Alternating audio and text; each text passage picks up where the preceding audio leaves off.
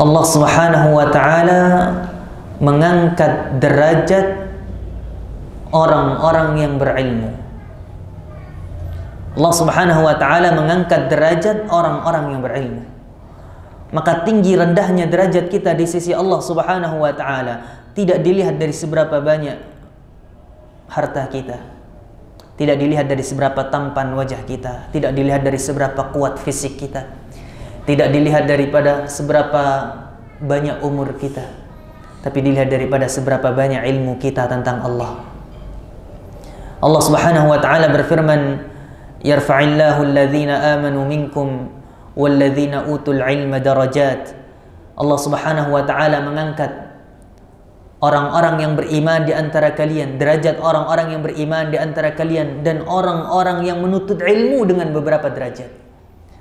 Para ulama mentafsirkan ayat ini, mereka mengatakan annallaha yarfa'u darajatal mu'minil alim 'alal mu'minil jahil. Ini Allah Subhanahu wa ta'ala meninggikan derajatnya orang yang beriman lagi alim di atas orang yang beriman namun jahil.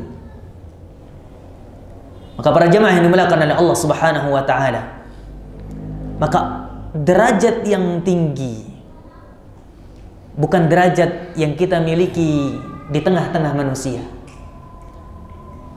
bukan tahta yang kita duduki, bukan strata ekonomi yang kita sekarang berada di atasnya, bukan karena nasab kita tinggi atau rendah, bukan.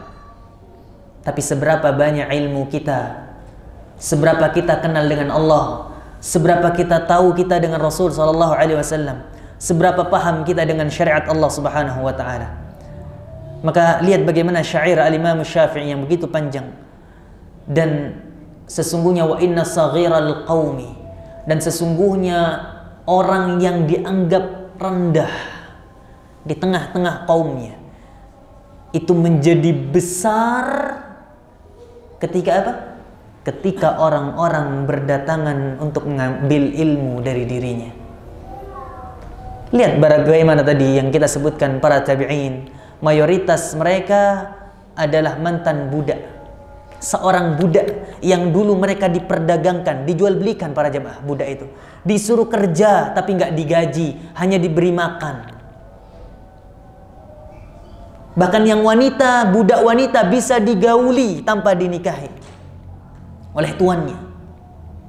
Tapi Allah Subhanahu wa ta'ala mengangkat derajat mereka dengan ilmu, sehingga kemudian dari awalnya mereka budak, Allah angkat derajat mereka dengan ilmu. Siapa yang mengambil ilmu dari mereka? Orang-orang yang merdeka. Allah jadikan para budak didatangi oleh orang-orang merdeka bukan untuk diperas tenaganya, bukan untuk dicambuk punggungnya, tapi untuk diminta dipelajari ilmunya.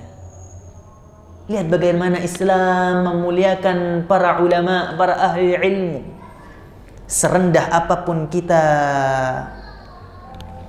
di mata manusia, kalau kita punya ilmu, wallahi para jamaah, Allah akan angkat derajat kita di hadapan orang lain.